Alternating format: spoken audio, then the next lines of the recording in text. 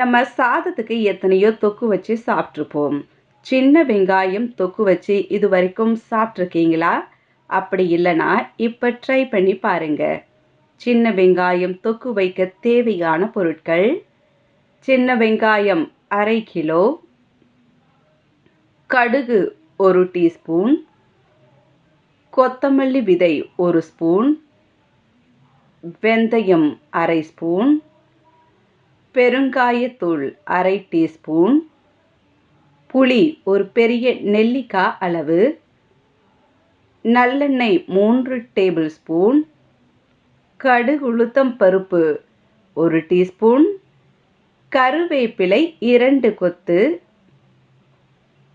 உப்பு தேவையான அளவு, மஞ்சள் தூள் 2 சிட்டிகை, மிளகாய் தூள் 1/2 டேபிள் ஸ்பூன், பொடி செய்த வெல்லம் 1 டேபிள் ஸ்பூன்.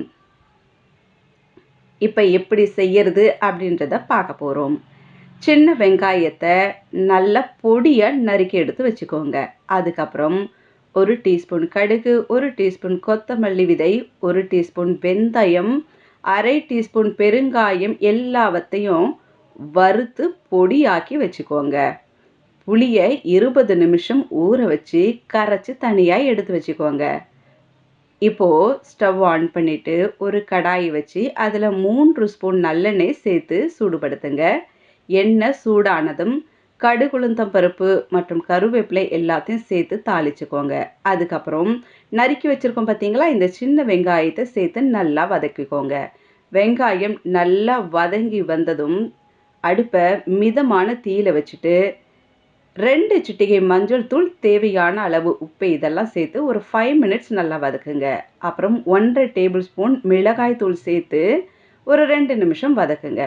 அப்புறம் நம்ம கரைச்சி வச்சுருக்கோம் பார்த்தீங்களா புளி கரைச்சல், இதை நல்லா ஊற்றிட்டு கிளறிடுங்க. மூடி போட்டு ஒரு 5 நிமிஷம் அப்படியே வேக விடுங்க. தண்ணி எல்லாம் வற்றி எண்ணெய் பிரிஞ்சு வரும்போது நம்ம பொடி பண்ணி வச்சுருக்கோம் பார்த்தீங்களா மசாலாவை சேர்த்து 2 நிமிஷம் மறுபடியும் வதக்குங்க. 2 நிமிஷம் கழித்து 1 ஸ்பூன் இடித்து வச்சுருக்கோம் பார்த்தீங்களா, இந்த வெல்லத்தை சேர்த்து கிளறி விட்டுக்கோங்க.